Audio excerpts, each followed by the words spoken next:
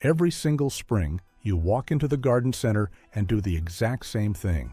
You grab bags of soil, bottles of fertilizer, maybe some Miracle-Gro, and you dump another $100 into a raised bed that's going to need the same treatment next year.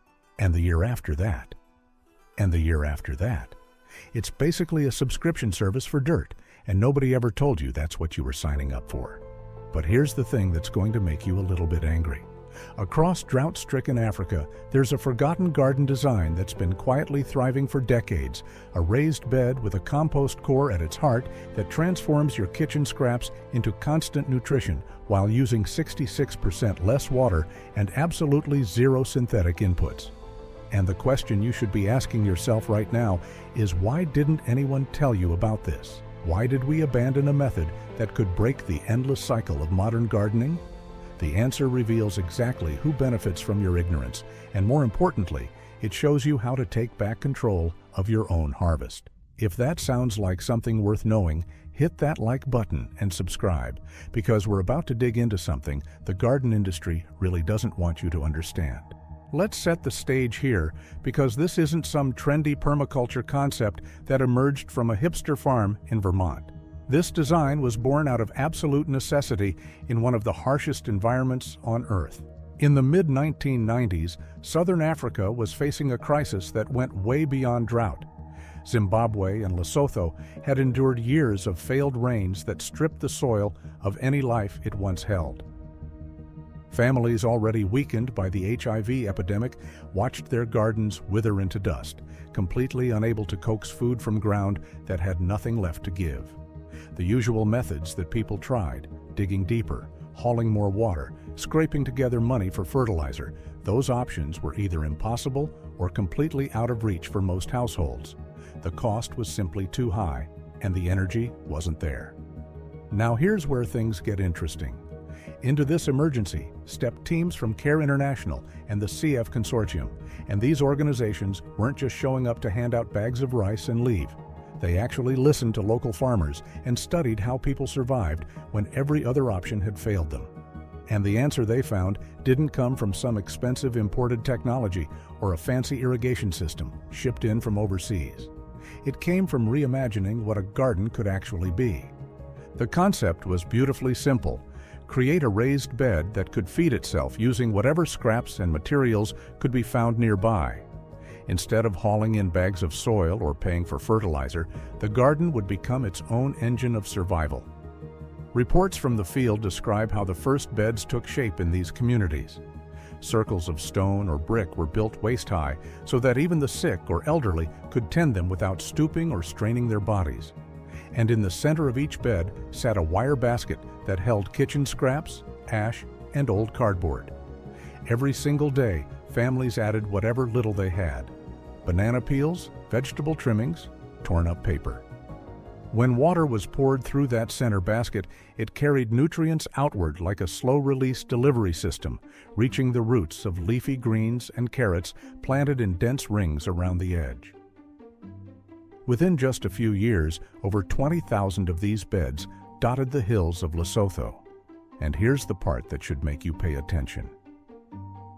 CARE International's internal surveys found that more than 90% of these gardens were still in use long after the initial aid teams packed up and left. Think about that for a second. In a place where survival was never guaranteed, where most aid projects faded the moment the trucks drove away, this simple design stuck around because it actually worked. So how does this thing actually function? Let's break it down, because the science here is genuinely fascinating. A typical keyhole garden starts as a circle about 6 to 8 feet across, built from whatever materials you can get your hands on. Stones from a field, bricks from old walls, even empty bottles packed in clay. But the defining feature, the thing that makes it all work, sits right at the center. It's a wire basket, just wide enough for an arm to reach into, lined with twigs or dry grass at the bottom for drainage. Every day, kitchen peelings, eggshells, coffee grounds, and torn cardboard get tossed into this core. And when you pour water through that basket, something magical happens. The nutrients dissolve and spread outward through the soil, feeding the roots of everything planted around it. From above, the shape looks like someone cut a slice out of a pie, forming a narrow wedge-shaped path straight to the center. That's the keyhole, and it's not just decorative. That notch lets anyone, whether they're a child or an elderly person with bad knees, tend the compost basket without ever stepping on the soil and compacting it. The design is so elegantly simple that it almost feels like cheating. But wait, there's more happening beneath the surface than just nutrient delivery. When you pour water into that central compost basket, it doesn't behave like water in a regular raised bed. Instead of flooding the surface and evaporating into the hot air, the water soaks through layers of kitchen scraps and dissolves nutrients as it travels. This creates what scientists call a concentration gradient, where nutrient-rich moisture in the center naturally draws outward toward the drier soil where the roots are waiting. The process is more like how a sponge releases moisture, feeding the bed from the inside out, rather than drowning it from the top down. Controlled tests comparing these gardens to conventional raised beds showed remarkable results. Families using the compost core method reported watering as little as once a week, even in the brutal dry season.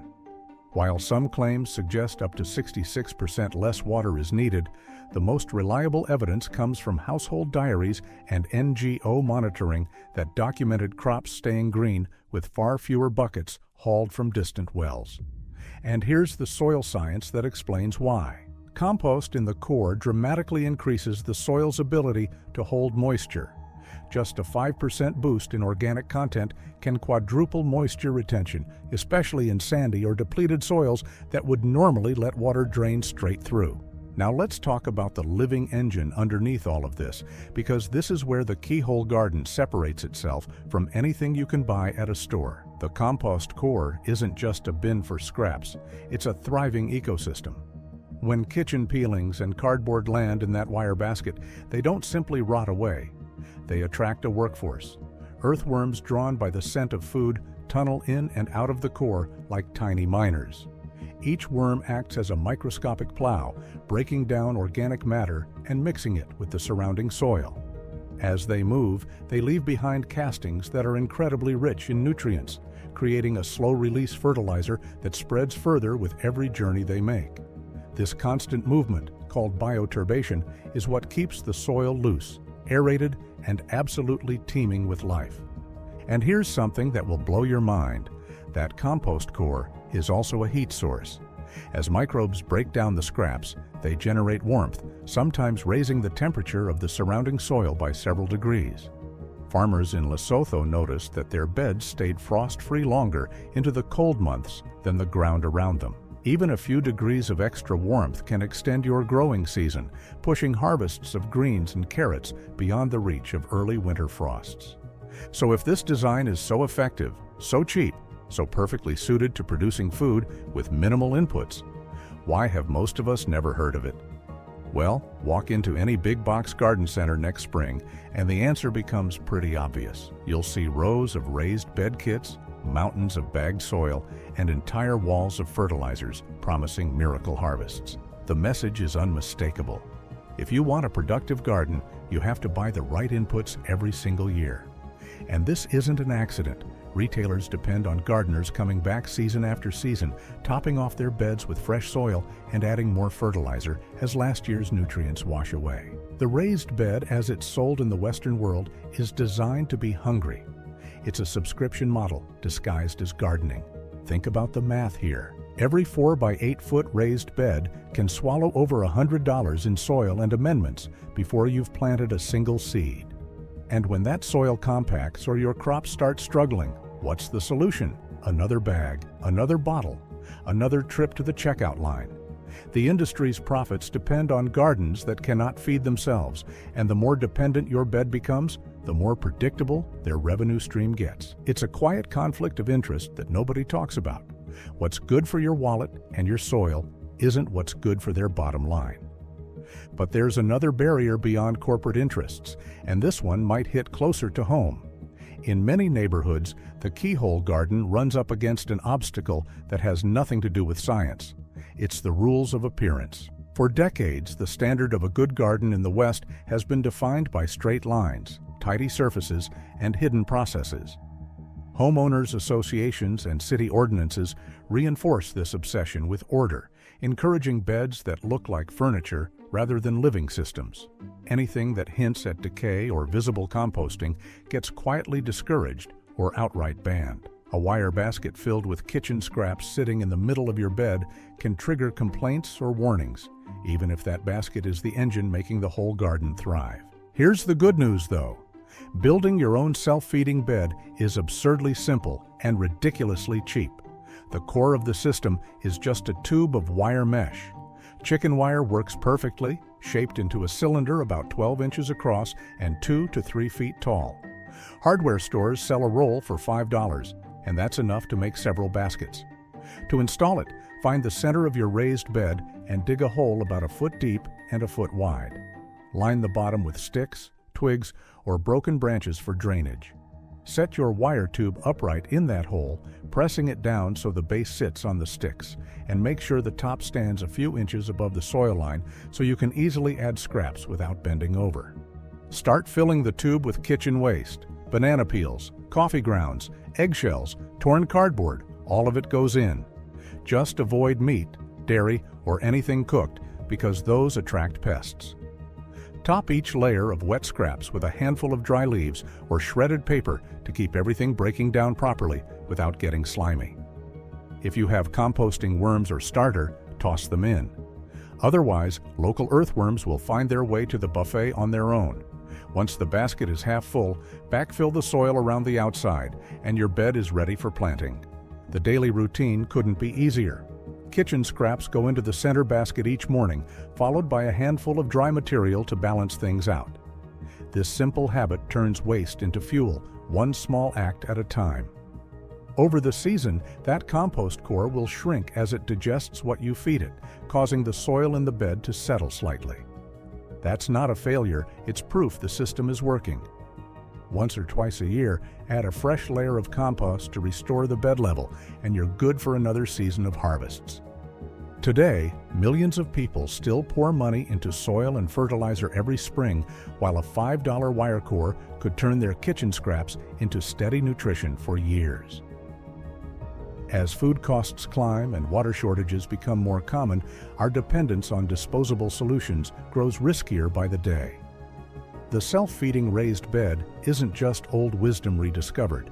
It's a way to break free from a cycle of waste that benefits everyone except the person doing the actual gardening. Nature never stopped working for free. Maybe it's finally time we let it. Drop your thoughts in the comments below and let me know if you're going to try building one of these in your own backyard. I'll see you in the next one.